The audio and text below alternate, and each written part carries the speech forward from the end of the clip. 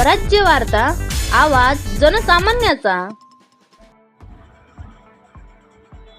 नमस्कार सर्वांना। आजच्या या लाईव्ह सेशनमध्ये आज मी अत्यंत आणि महत्त्वाची माहिती आपल्यासमोर जी आहे, तर जे विद्यार्थ्यांनी नुकतीच 10वी आणि 12वीची परीक्षा दिलेली आहे अशा विद्यार्थ्यांसाठी इत्थंभूत माहिती, आणि ती माहिती आपल्याला असायलाच पाहिजे आणि असायला हवी अशा या आजच्या या सत्रामध्ये आपण नीट परीक्षा नेमकी काय आहे आणि नीट परीक्षेचा जो सिलेबस आहे व विषय आहेत तर ते कोणकोणते आहेत याची सखोल माहिती। सगळ्यात सुरुवातीला आपण हे समजून घेतलं पाहिजे की नीट म्हणजे काय।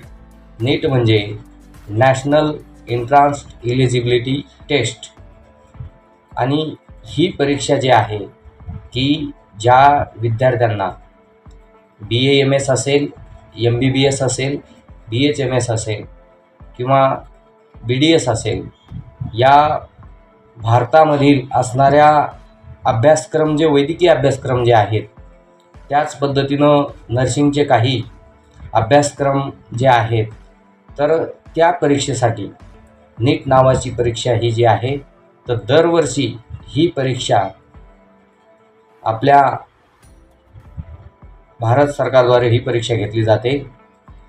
नॅशनल टेस्टिंग एजन्सीमार्फत ही परीक्षा घेतली जाते आणि या परीक्षामध्ये जे क्वालिफिकेशन आहे या परीक्षेचं, तर क्वालिफिकेशन म्हणजे 12वी पास किंवा और ॲपियर विद्यार्थी असतील, those candidate have the 12 pass exam, किंवा ॲपियर जे विद्यार्थी आहेत ते सुद्धा ही परीक्षा देऊ शकतात, जेणेकरून त्यांनाही एक्सपिरियन्स येईल।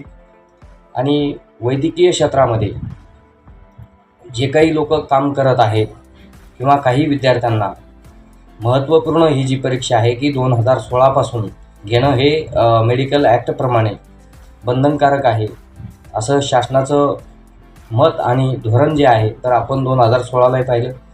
या परीक्षामध्ये जे निगेटिव्ह सिस्टीम मार्किंग जे आहे ही असते, ऑब्जेक्टिव्ह टाईप क्वेश्चन यामध्ये असतात। या परीक्षेमध्ये जे की मेडिकल सेक्टरमध्ये करिअर करणाऱ्या विद्यार्थ्यांसाठी या परीक्षेत निगेटिव्ह मार्किंग सिस्टम आहे। त्याचबरोबर जर तुमचा एखादा प्रश्न जर चुकला तर त्याला 1 मार्क जो आहे तर तो 1 गुण तुमचा कमी केला जातो। त्याचबरोबर जर बरोबरसाठी 4 गुण दिलेले असतात, आणि यामध्ये जे विषयाचे विभाग आहेत तर त्यामध्ये 3 विभाग विविध पद्धतीनं आपल्याला दिलेले आहेत। त्यामध्ये सगळ्यात प्रामुख्याने आपण हे बघितलं पाहिजे की विभाग 1 मध्ये जो फिजिक्स विषय आहे त्याला आपण भौतिकशास्त्र असं म्हणतो, आणि हे भौतिकशास्त्र विषय जो आहे, फिजिक्स विषय जो आहे तो 45 मार्क्ससाठी आहे। म्हणजे यासाठी 45 प्रश्न तुम्हाला दिलेले असतात, आणि 45 प्रश्न म्हणजेच तुमचे जे गुण होतात तर ते 180 गुण होतात। म्हणजे each and every question the 4 mark question. आणि त्याचनंतर सेकंड जो आहे विभाग त्यामध्ये केमिस्ट्री, ज्याला आपण रसायनशास्त्र म्हणतो, यामध्ये 45 प्रश्न असतात। हे सुद्धा हा विषय आहे तर 180 गुणाचा विषय आहे। त्याचबरोबर बायोलॉजी, बॉटनी, झुलॉजी हे सगळे जे विषय आहेत तर यासाठी 90 प्रश्न असतात। म्हणजे यासाठी 360 गुण जे आहेत अधिक जे गुण जे आहेत तर जीवशास्त्र या विषयासाठी दिलेले आहेत। म्हणजे एकूण प्रश्न जे आहेत तर एकूण प्रश्न यासाठी 180 प्रश्न असतात, आणि प्रत्येक प्रश्नाला 4 गुण असतात।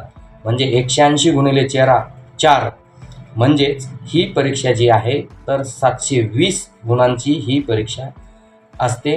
ह्या परीक्षेमध्ये आपण बघितलं की गेल्या वेळेस ही परीक्षा भारतामध्ये दिलेल्या विद्यार्थ्यापैकी नेहा माने नावाची विद्यार्थिनी जी आहे ती आपल्या नांदेड विभागातून येते।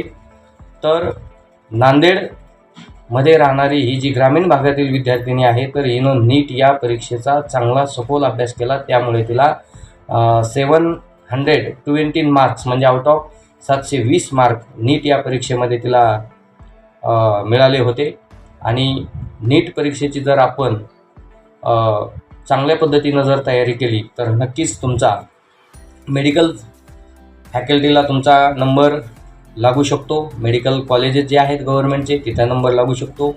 BAMS, MBBS, BHMS, BDS, त्याच पद्धतीनं नर्सिंगचे जे काही कोर्सेस आहेत, तर या अभ्यासक्रमासाठी जे विद्यार्थी तयारी करतायत किंवा जे विद्यार्थी तयारीला लागलेले नाहीत त्या विद्यार्थ्यांनी लगेच तयारीला लागलं पाहिजे. आणि आपल्याला जर चांगला अचिव्हमेंट गोल जर आपल्याला जर गाठायचा असेल तर आपण अभ्यास हा करणं गरजेचं आहे. म्हणून जे विद्यार्थी या नीट परीक्षेची तयारी करतायत या विद्यार्थ्यांसाठी मी जे आहे तर त्यांना शुभेच्छा देतो.